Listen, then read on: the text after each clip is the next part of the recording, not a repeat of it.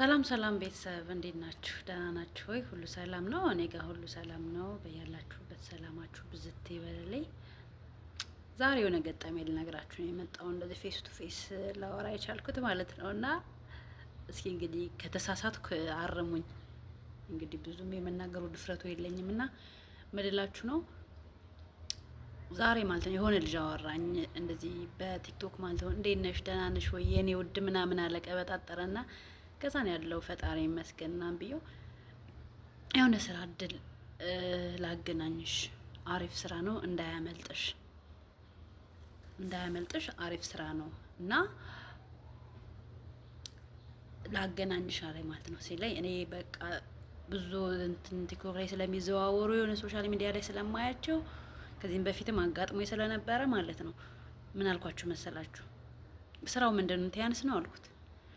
አዎ የኔ ውድ የኔ ፍቅር አውቀሽዋል ስራው ምናምን አለኝ ማለት ነው። ቀባጠረ።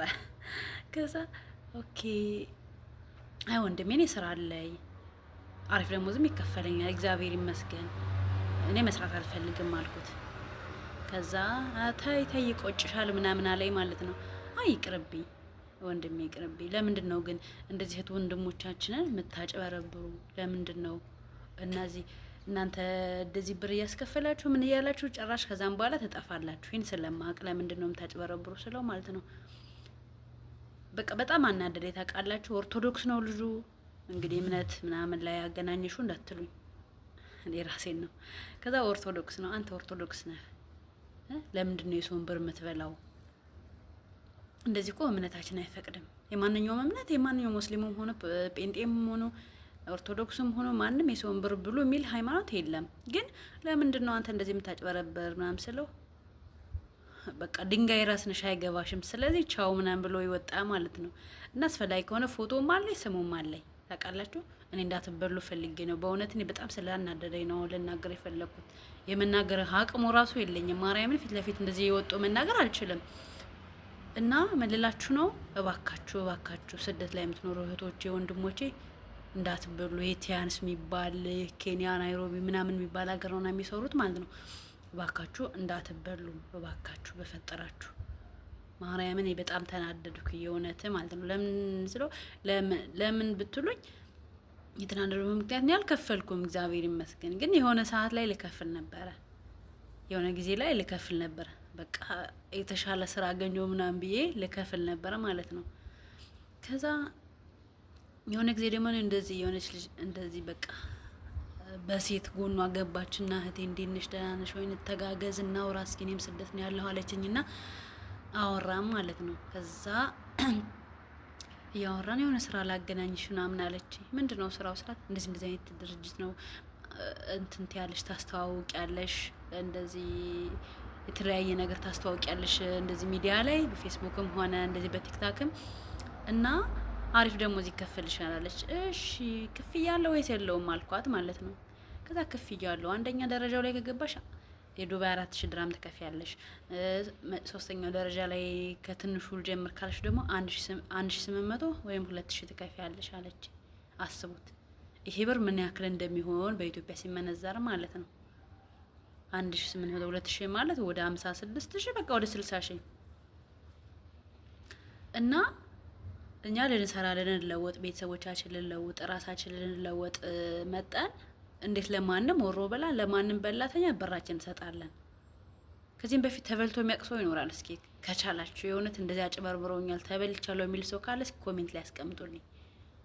የእውነት በጣም ተናድጃለሁ። እባካችሁ እህቶቼ ወንድሞቼ ስደት ላይ የምትኖሩ ብራችሁን ለማንም ወሮ በላ እንዳትሰጡ እባካችሁ።